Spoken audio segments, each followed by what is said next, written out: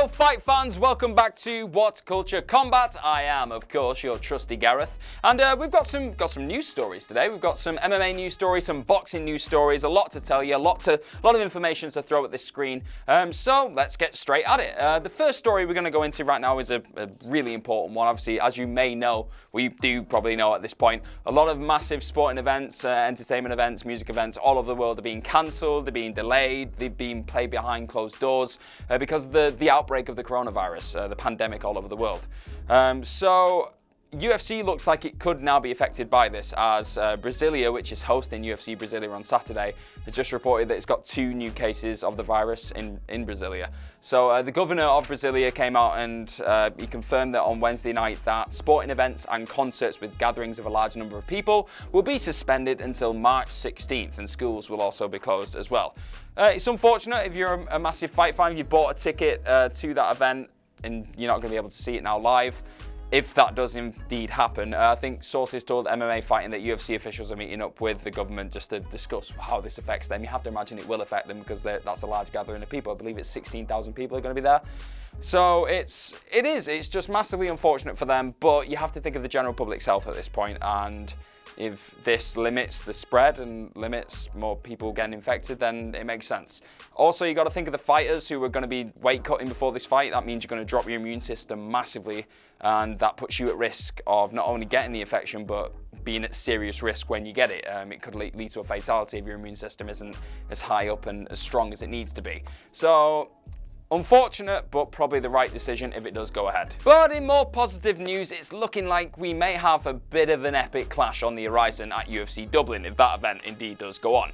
We've got Robert Whittaker, apparently, he's going to be going head-to-head with Darren Till.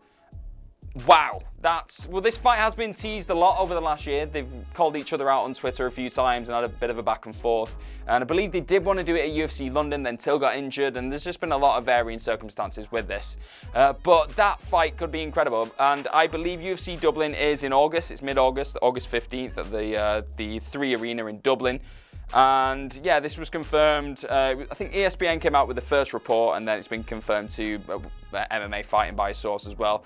So yeah, it could be epic, this, and I think it could act as a number 1 contendership fight for the person who wins out of Paulo Costa and Israel Adesanya. So I think if this fight does happen, that could set up the challenger of that next title fight. So a lot of things happening right now in the middleweight division. Look at that. Just look at those 4 fighters that are at the top there. Any one of those could be the champion and have been the champion at some point. Do you know what I mean? So it's just highly competitive, great fights, and I just want August to come around now so I can watch that fight, hopefully if that fight does actually go ahead. And also, this will be the first time we see them in, well, what feels like it's been quite some time. The last time we saw Till was UFC 244 when he beat Kelvin Gastelum in that 3-round clash.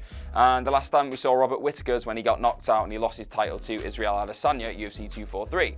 So obviously one's coming off a loss, one's coming off a win. Still highly competitive, top world-class middleweight fighters. So it could go either way. I'm really intrigued to see what you guys think of that fight. Are you excited about it? If it does go ahead, who do you think could win that fight, and what does that mean for them going forward? Okay, now we've got a bit of boxing news, which is always good. Just to end this video, we've got Anthony Joshua has fired back at Tyson Fury because he said a few comments on Good Morning Television, I believe.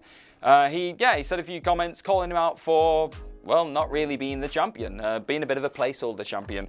Fury said that I've already been the undisputed heavyweight champion of the world when I beat Klitschko. So as far as I'm concerned, Anthony Joshua's only got my leftovers. I never lost those belts. I had to vacate them for mental health problems. They're my belts. How can you claim to be a champion when you haven't beat the champion? Well, that's obviously not going to stir up a good response from Joshua, but you have got to say Fury has a bit of a point. He never lost those belts. He did have to give them up because he had some mental health issues, was struggling with depression, a lot of other things. And yeah, Joshua obviously picked up the mantle, ran with it and beat the likes of Klitschko. He did lose to Andy Ruiz, but he rectified that loss. He avenged it. So you can see his point, but you could also argue against it, as Joshua did. Joshua actually spoke to Land Rover, of all people, and he said the fight can happen when Tyson Fury gets past his 3rd match with Deontay Wilder, when I get past my next match with Kubrat Pulev. So yeah, obviously they both got to fight other people. You got Deontay Wilder versus Fury 3, which is going to be epic, and you got this Pulev fight, which should be going down in June in the Tottenham Hotspur Stadium. If that actually does happen at this point, like we said earlier in the video, a lot of big sporting events are being cancelled.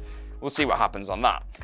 But we've seen, we're keen, we always like to put on big events and cater for the boxing community. So that's something we'll take really seriously. He's had 2 good fights in his career, in my opinion, against Klitschko and Wilder.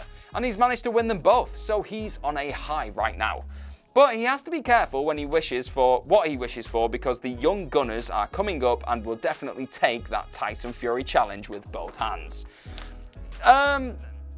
It's getting us a little bit excited. I get this, right? So many boxing fans will sit there right now and go, okay, yeah, I still want to see these 2 clash heads. But we've still got to wait for them both to fight somebody else. So it's a bit annoying. It's a bit of a tease. They're going to keep trying to stoke the flames because they want there to be interest when they do, if they do manage to get past their next 2 opponents.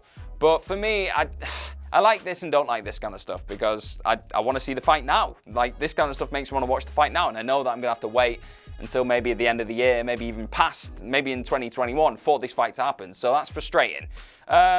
It seems like there is a bit of bad blood there. Fury's a clever man, even if he is trying to formulate this rivalry and just make it a bit artificial just to sell the fight. Makes sense, but there does seem to be a bit of bitterness there because Fury doesn't feel like he ever lost those belts, and Joshua's now actually calling out the credibility of his record, even though Fury's beaten Klitschko and Deontay Wilder, and Joshua hasn't even beaten Deontay Wilder, so, and he lost recently. So it's a tough one. Don't throw stones if you're in a glass house, Anthony Joshua, is all I'll probably say on that one. And that is our news for today. Let me know what you think of all of our stories about the potential of UFC Brasilia on Saturday not actually going ahead, and whether you think even bigger events like UFC 249, that Tony versus Khabib fight, the gods just don't want this fight to happen, do they? That could be cancelled now as well, or it could be at least fought behind closed doors, which would be interesting. It'd be something new. Also, what do you think of Robert Whittaker and Darren Till potentially going on as the main event for UFC Dublin in August? That could be one hell of a fight. And lastly, what do you think of Anthony Joshua and Tyson Fury banging heads again, calling each other out and stoking the flames for a potential future epic super battle of the Brits, hopefully inside Wembley Stadium in the UK somewhere? What do you think of this? Do you think it's awesome news, or do you think they should just shut up and wait until they've beaten the next 2 people they're up against? As always, I have been Gareth from What Culture Combat. Do not forget to like, share, click on that subscribe button, ring the bell for all things What Culture Combat. We got lists, we got news, we got predictions, we got reviews, we got them all. Don't forget to do just that, and I will see you very, very soon.